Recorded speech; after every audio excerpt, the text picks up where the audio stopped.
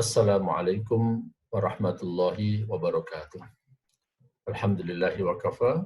Assalatu wassalamu ala habibina al-mustafa wa ala alihi al-sidqi wal wafa. Amma ba'du. Selamat berjumpa kembali dengan saya Muhammad Sofwan Jauhari dalam video pendek yang berisi kajian fikih, tapi fikihnya khusus ya, fikih bisnis, ekonomi, dan keuangan. Pada kesempatan kali ini, tema yang akan saya bahas adalah ini ya, al-qard atau hutang piutang. Nah, sebelumnya, para pemirsa supaya memahami bahwa ada istilah al-qard, ada istilah ad-dain. Di bahasa Indonesianya sama-sama utang. Ya. Tetapi dalam bahasa fikih ada dua nih, ada qard, ada ad-dain. Yang saya bahas pada kesempatan kali ini adalah al-qard, walaupun terjemahnya sama-sama hutang. Al-qard, ya, ini saya tulis di sini, adalah akad di mana satu pihak bersedia memberikan sebagian hartanya kepada pihak lain, agar orang yang menerima itu akan membayar kepada dirinya harta yang sama, ya, di waktu yang akan datang. Jadi gampangnya, kalau al-qard itu yang saya maksud adalah utang uang, bayar uang. Jadi kalau misalnya saya hutang kepada Anda 1 juta, nah, nanti saya akan mengembalikan kepada Anda juga, ya, 1 juta juga. Nah, itu namanya al-qard. Kalau saya membeli rumah, tapi tidak tunai, ya, apakah itu lewat bank atau lewat developer, tapi jaranglah kalau lewat developer utang, ya. Ataukah saya beli mobil, ya, ataukah saya beli motor, beli barang apa saja. Nah, kalau itu namanya bukan qard. Nah, itu namanya akadnya adalah akad al-bai', jual beli. Ya, beda. Di sinilah orang yang banyak rada confused, rada bingung, rada rancu. Jual beli beda dengan utang piutang. Masalahnya di bahasa Indonesia, nah, ada dua utang nih ya. Ada istilah utang, tapi di dalam fikih itu ada dua, ada qard, ada dain. Nah, sekali lagi, fokus saya, kajian saya pada kali ini adalah yang kita maksudkan adalah al-qard, utang, uang, bayar uang. Bukan hutang uang dibayar barang, ya. Nah, perlu kita ketahui bahwasanya hukum qard, berhutang, ya, atau melaksanakan utang piutang, itu hukumnya adalah, di sini saya tulis, bagi yang berhutang, dalam bahasa Arabnya muqtarid, hukum orang berhutang itu mubah. Sedangkan bagi orang yang memberikan hutang atau mukrid, itu hukumnya sunnah. Lah, kenapa bisa beda? Ya, jangan kaget. Sama dengan salam. Kita memberikan salam maksud saya. Kalau orang memberikan salam, yang memberikan salam hukumnya sunnah. Tetapi yang menjawab hukumnya wajib. Nah, begitu pula dengan utang piutang. Dalam transaksi utang piutang, orang kalau mau ngutang, ya, itu hukumnya mubah. Kalau yang mau minjemin, ngutangin, itu hukumnya adalah sunnah. Nah, sebenarnya dalam bahasa fikih antara minjem dengan utang itu juga berbeda, ya. Itu juga berbeda.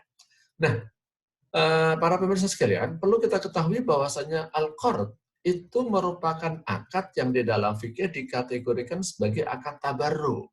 Ya, akad tabarruk itu tujuannya adalah charity. Jadi kalau orang itu mau mencari keuntungan, dia nggak cocok pakai akad al-qard. Ya, makanya kalau misalnya nih, Anda datang kepada saya misalnya, Pak Ustadz mau bantu saya nggak? Apa itu? Saya mau utang dong. Utang berapa? Misalnya 50 juta aja. Mau buat apa? Mau buat toko. Toko apa? Toko kelontong. Modalnya berapa? 100 juta, tapi punya cuma 50 juta. Nah, kalau begini jangan utang. Kalau Bapak mau begitu, pakai akad yang lain. Nanti bisa akad musyarakah. Ya, kalau modalnya dari saya semua, mudharabah. Jadi intinya jangan utang. Atau kalau misalnya Bapak datang kepada saya, Ustaz, mau utang dong, berapa? 15 juta. Buat apa? Buat beli motor. Ya, buat beli motor, ngutang ke saya, jangan. Kalau mau, jual beli aja ke mas saya. Nanti pakai akadnya murabahah atau yang lainnya. Jadi, ini poin yang cukup penting saya tekankan bahwa kalau utang piutang itu tergolong akad tabarruk. Tujuannya charity. Kalau mau cari keuntungan, kalau Bapak mau untung, ya jangan pakai akad qard, pakai akad yang lain. Disitulah orang yang belajar fikih muamalat, dia harus paham dengan beberapa akad. Nanti kalau dia mau bertransaksi, pilih akad yang mana? Pilih akad yang cocok gitu ya. Lah orang mau cari untung kok pakai akadnya qard. Nah, itulah kesalahannya di situ. Baik, sekarang kita lihat slide berikutnya. Kalau kita katakan bahwa qard itu sebagai akad yang sifatnya adalah charity, dari mana tahunya? Nah, dari beberapa dalil, di antaranya yang pertama ini. Firman Allah Subhanahu wa taala, "A'udzubillahi minasyaitonirrajim. Man dzal ladzi yuqridullaha qardan hasanah." Jadi al-qard itu adalah yang dicontohkan di dalam ayat ini, kita kalau mau berinfak fisabilillah, itu seakan-akan kita memberikan hutang. Kita sebagai pemberi hutang. Istilahnya kita punya piutang. Kepada siapa? Siapa yang mau utang? Allah Subhanahu wa taala utang kepada saya. Nah, keren banget. Emang Allah miskin? Bukan begitu maksudnya. Ini kan tadi saya katakan. Jadi kita berinfak fisabilillah sama dengan ngutangin Allah Subhanahu wa taala. Nanti akan dibalas oleh Allah Subhanahu wa taala. Nah, jadi kalau orang mau qard itu adalah kebajikan, nanti mengharapkan balasan dari Allah Subhanahu wa taala. Nah, yang kedua, dalil lain yang menunjukkan bahwa qard itu sebagai akad charity, sekaligus menunjukkan besarnya pahala orang yang ngutangin di sini ya. Bahwa orang yang menghutangin orang lain itu dapat pahala setengahnya sedekah. Ya. Jadi di sini, ma min muslimin yuqridu musliman qardan marrataini illa kana qasadaqatiha marratan. Jadi ngutangin orang 2 kali sama muslim ya, itu sama dengan bersedekah 1 kali. Ini menunjukkan bahwa utang piutang itu sejajar dengan sedekah. Ini charity, jangan cari untung. Ya, ya walaupun dapat separuh lumayan kan. Jadi kalau Bapak utang saya 2 kali 1 juta, wah udah sama dengan saya sedekah 1 juta, lumayan duit saya utuh, tapi dapat pahala sedekah kan. Nah, gitu ya. Bahkan ada hadis lain yang menyatakan bahwa pahala orang ngutangin itu bisa lebih besar daripada sedekah. Ya, kita lihat hadis berikutnya. Nih, an Anas bin Malik radhiyallahu anhu qala Rasulullah sallallahu alaihi wasallam, "Ra'aitu lailata usriya ya, lailata usriya bi ala babil jannati maktuban as-sadaqatu bi asyri amsalha wal qardu bi 18." Faqultu ya Jibril, ma balu ma balul qardi afdalu min as-sadaqah? Qala li anna as-sa'il yas'alu wa indahu wal mustaqrid la yastaqridu illa min hajah. Ini hadis riwayat Ibnu Majah ya. Yang maksudnya adalah bahwasanya di pintu surga itu ternyata ada tulisan orang yang bersedekah itu pahalanya 10 kali lipat. Nah, tapi kalau orang ngutangin pahalanya sampai 18 kali lipat. Loh, aneh kan? Loh, kenapa begitu? Karena kalau orang yang sedekah itu kadang-kadang yang disedekahin nggak butuh-butuh banget. Tapi kalau orang ngutang, biasanya yang ngutang itu butuh-butuh banget. Nah, kenapa hadisnya berbeda? Ya, jangan kaget. Itu cara memahami hadis saja. Jangan suka mempertentangkan hadis. Pemahaman kita aja kadang-kadang belum utuh.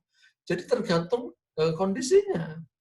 Ya, gampangnya saya kasih contoh, orang yang datang kepada saya utang, mau buat apa? Mau buat jalan-jalan. Dengan yang satu, datang kepada saya mau utang, buat apa? Buat ngobatin anaknya yang sakit. Masa pahalanya sama? Berbeda dong. Ngutangin orang untuk jalan-jalan dengan ngutangin orang untuk berobat. Ya. Jadi tergantung kondisinya. Tapi pahalanya, orang ngutangin itu bisa segitu, bisa segitu. Ya. Nah, berikutnya ada beberapa hal yang penting mengenai utang piutang. Ini saya mau sampaikan ketentuan-ketentuan penting tentang utang piutang. Baik ya, tidak usah semuanya. Nah, ini yang pertama, bahwa dalam qard utang piutang tidak boleh ada perjanjian atau ketentuan bahwa muktarid orang yang hutang harus memberikan manfaat, memberikan tambahan. Kalau ada perjanjian yang berhutang harus memberikan tambahan, maka ini tergolong riba berdasarkan hadis kullu qardin jarra manfaatan fahuwa riba. Tetapi ya, kita harus tahu juga hadis yang lain. Ada hadis rahimallahu rajulan samhan idza ba'a wa idza ishtara wa idza qada. Bahwasanya Allah merahmati atau menyukai orang-orang yang mudah, nggak nyusahin orang ketika menjual, ketika membeli, dan ketika membayar hutang. Hadis ini didukung dengan hadis yang lain di mana Rasulullah pernah hutang dan beliau membayar lebih. Tapi tidak diminta oleh yang ngutangin. Nah, ini menunjukkan bahwa orang kalau berhutang membayar lebih, itu boleh. Itu tidak tergolong riba dengan syarat tidak disebutkan dalam perjanjian, bukan atas permintaan orang yang ngutangin, dan tidak menjadi kebiasaan. Kalau rutin jangan, sebab nanti ada kaidah al-adah tanzilu manzilatas syarat. Kalau Bapak sekarang ngutang kepada saya 1 juta, memang nggak ada perjanjian, tapi Bapak bayar ke saya 1.100.000. Besok utang lagi 1 juta, bayar lagi 1.100.000. Utang lagi 2 juta, bayarnya jadi 2.200.000. Besok yang keempat, kalau Bapak datang ke saya, utang 3 juta, dan pikiran saya apa? 3.300.000 ya nanti bayarnya. Nah, ternyata Bapak bayar cuma 3 juta. Akhirnya saya nyesal deh. Nah, makanya jangan dirutinkan ya. Boleh nambahin, tapi jangan masuk ke dalam perjanjian, kemudian jangan diminta, artinya yang ngutangin jangan yang minta, dan jangan menjadi kebiasaan. Yang kedua, bahwa menunda pembayaran hutang bagi orang yang mampu membayar adalah termasuk perbuatan dolim. Jadi menunda-nunda pembayaran hutang itu nggak boleh. Matlul ghani zulmun. Karena itu gimana? Dosa. Jadi kalau Bapak utang sudah waktunya bayar dan mampu bayar, bayar. Kalau menunda-nunda dosa. Makanya kalau orang yang menunda-nunda pembayaran, padahal dia mampu membayar, boleh dikasih sanksi. Di dalam Islam, ya, dosa itu kan berarti kriminal. Kriminal itu ada 3 jenis hukumannya. Ada yang dihukum dengan kisos, ada yang dihukum dengan had, ada yang dihukum dengan takzir. Kalau pembunuhan, hukumannya kisos. Kalau berzina, contohnya, ya, atau minum minuman keras, itu hukumannya had. Had itu hukuman yang sudah ditentukan oleh syariat. Kalau kisos, hukuman yang setimpal. Nah, kalau kriminal yang belum ditentukan hukumannya, namanya takzir. Nah, utang piutang, yang mana orangnya itu tidak mau bayar, nunda-nunda gitu ya. Nah, ini termasuk kriminal yang hukumannya adalah takzir. Maka, nah ini ada ketentuan berikutnya. Orang yang zalim boleh bisa dikenakan sanksi. Jadi orang yang menunda-nunda pembayaran utang boleh dikenakan sanksi. Maka ada denda keterlambatan itu boleh. Nanti di dalam Fatwa Dewan Syariah Nasional, Fatwa nomor 17 tahun 2000 itu ada. Bahwa kalau ada orang utang, kok menunda-nunda pembayaran, boleh dikenakan denda. Tapi nanti ada aturannya ya. Dendanya itu tidak boleh menjadi fee-based income buat orang yang ngutangin. Nanti dendanya harus digunakan untuk kegiatan-kegiatan sosial. Yang terakhir yang ingin saya sampaikan adalah hutang yang tidak dibayar di dunia akan ditagih di akhirat dan dapat menyebabkan seseorang menjadi muflis atau bangkrut di hadapan Allah Subhanahu wa taala. Hadis tentang muflis ya, itu menjelaskan bahwa ada orang yang pahalanya banyak tapi di akhirat masuk neraka ternyata. Kenapa? Nah, ini salah satu sebabnya kaitannya dengan tema saya adalah dia hutangnya banyak, nggak dibayar. Di akhirat ditagih itu. Terus akhirnya dia gimana dong? Ya bayar. Bayarnya pakai apa? Bayarnya pakai pahala. Ternyata kurang. Pahalanya udah buat bayar utang, kurang juga. Akhirnya dosanya orang yang ngutangin itu ditimpakan kepada dia. Nah, akhirnya apa? Ini orang pahalanya habis, malah dosanya banyak. Padahal itu orang soleh. Nah, maka oleh sebab itu, ya saya ingatkan ini ya, kalau utang jangan sampai nggak bayar, nanti ditagih di akhirat. Semuanya ya, hati-hati. Sekali lagi, yang merasa berhutang, segera lunasin. Kalau utang tidak dilunasin, itu bahaya banget ya. Jadi pesan saya, ini penting banget. Ya, bahkan pernah terjadi di zaman Rasulullah, ada orang yang wafat, Rasulullah datang bertakziah, kemudian sebelum beliau mensolatkan, bertanya dulu, ini orang punya utang nggak? Ternyata punya. Di situ bahasanya bukan qard, malah dain. Utangnya dalam bentuk dain ya, yang di hadis ini. Ternyata ini orang punya hutang. Akhirnya Rasulullah nggak berkenan mensolatkan jenazahnya. Sampai akhirnya ada sahabat yang lain yang berkenan menanggung utangnya, akhirnya utangnya dibayar, artinya ditanggung. Saya bayarin semua ya Rasulullah. Karena nggak tega sesama sahabat sampai apa? Rasulullah aja nggak berkenan mensolatkan jenazahnya. Akhirnya setelah ditanggung, ya ada sahabat yang lain menyatakan saya menanggung hutangnya Rasulullah. Barulah Rasulullah berkenan mensolatkan jenazahnya. Mudah-mudahan tidak ada di antara kita yang menanggung hutang sampai mati. Segera bayar, bayar dan bayar. Mudah-mudahan Allah Subhanahu wa taala menyelamatkan kita dari menjadi orang muflis dan mudah-mudahan kita semua bisa berbuat baik kepada orang lain dengan cara memberikan hutang. Kalau ada orang yang mau berhutang untuk kebajikan, untuk kebutuhan dia yang sangat mendesak, berilah hutang kepada dia. Mudah-mudahan bermanfaat. Kurang lebihnya saya mohon maaf. Wallahu a'lam bishawab. Wassalamualaikum warahmatullahi wabarakatuh.